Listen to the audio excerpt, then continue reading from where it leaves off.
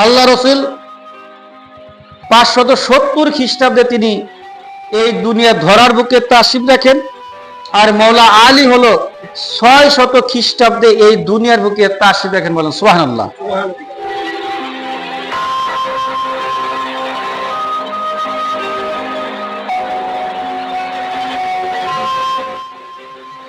এটাই হলো পার্থক্য। পার্থক্য হলো এইটাই যে তিনি আসেন 30 বছর আগে, মৌলা আলী আসে 30 বছর পরে, কিন্তু তারা জাতে ইলাহিতে ছিল। বলো সুবহানাল্লাহ।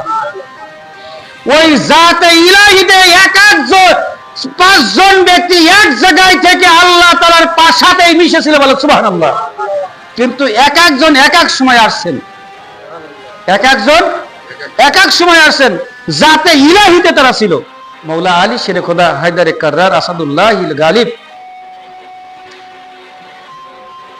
মৌলা আলী তিনি 600 খ্রিস্টাব্দে 13ই রজব কাবা শরীফের ভিতরে তিনি জন্মগ্রহণ করেন। কাবা শরীফের ভিতরে জন্মগ্রহণ করার পরে মৌলা আলী তিনি জন্মগ্রহণ করার পরে কাবা শরীফের ভিতরে জন্মগ্রহণ করার পরে 3 দিন তিনি যখন জন্মগ্রহণ করবেন, জন্মগ্রহণ করার সময় আমি গত সপ্তাহে বলেছিলাম প্রসব বেদনা, তানার মা ফাতেমা তো আপনার ফাতেমা বিনতে আসাদ প্রসব বেদনা শুরু হয়ে যায়। আল্লাহ রসুল পাশেই ছিলেন। তিনি বললেন, হে আম্মাজান, আপনি কাবা শরীফে ঢুকে যান। বলেন সুবহানাল্লাহ।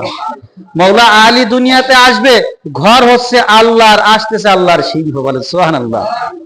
আল্লাহর ঘরের ভিতরে আসে কে? আল্লাহর সিংহ। নলে ওই আল্লাহর ঘরও আল্লাহর, সিংহ আল্লাহর, ঠিক কিনা? হ্যাঁ, আল্লাহর সিংহ পাঠাতেছে আল্লাহর ঘরের ভিতরে।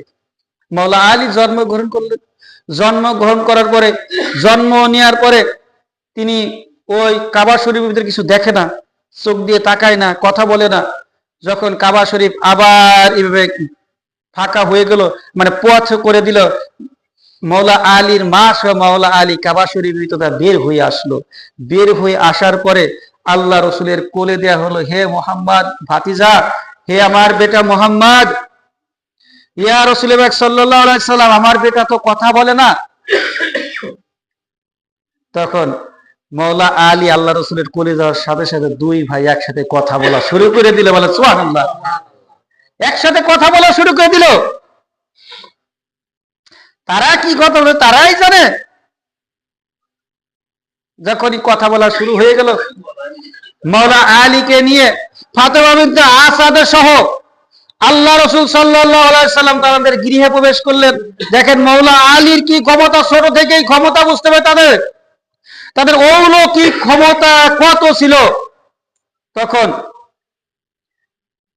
ফাতেমা বিনতে আসাদ একদিন মৌলা আলীকে দোলনায় শুয়ে রাখছি।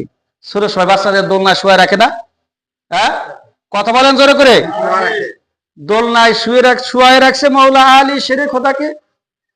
ওর ভিতরে মানে ওই দোলনায় শুয়ে রাখছে। ওই দিন একটা অজগর সাপ, বিশাল বড় একটা অজগর সাপ আপনার মক্কা শরীফের ভিতরে আবির্ভাব হয়েছে, বিশাল বড়। আবির্ভাব হওয়ার পরে মক্কা শরীফে, মক্কা করতেছে কাবা শরীফে, সরাসরি মক্কার ভিতরে ঢুকে, মক্কা শহরের ভিতরে ঢুকে গেছে। মক্কা শহরের ভিতরে ঢুকে ধরে মানুষ একজন ভয়ে এক দিন দৌড়াদৌড়ি করেছে, বাড়ি চলে যেতেছে, দৌড়ে পলাইতেছে। এবার মানুষের অনেক ক্ষতি সাধনও করতেছে। ওই অজগর সাপ, বিশাল বড় অজগর সাপ, কারো গরু খায় নিচ্ছে, কারো ছাগল, কারো উট, ভেড়া, দুম্বা, এইভাবে করে ক্ষতি সাধন করতেছে।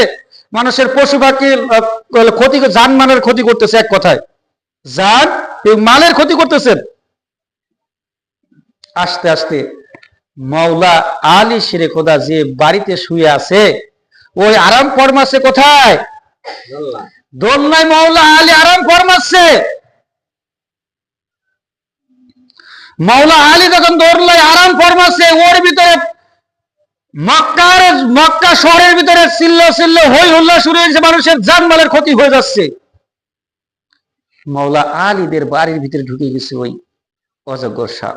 আস্তে আস্তে যখন মৌলা আলীর শেরে খোদার বাড়িতে অজগর সাপ ঢুকে গিয়েছে, যখন মৌলা আলীর কাছে গিয়েছে অজগর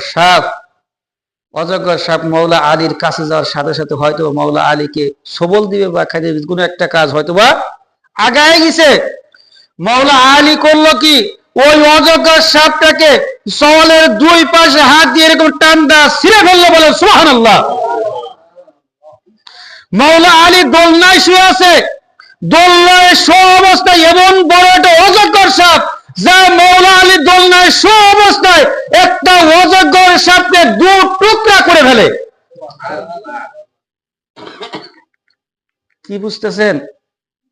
দোলনায় শোয়া রয়েছে মৌলা আলী শেরে খোদা, ছোট শিশুরাই তো দোলনায় থাকে নাকি, না বড় মানুষ থাকে?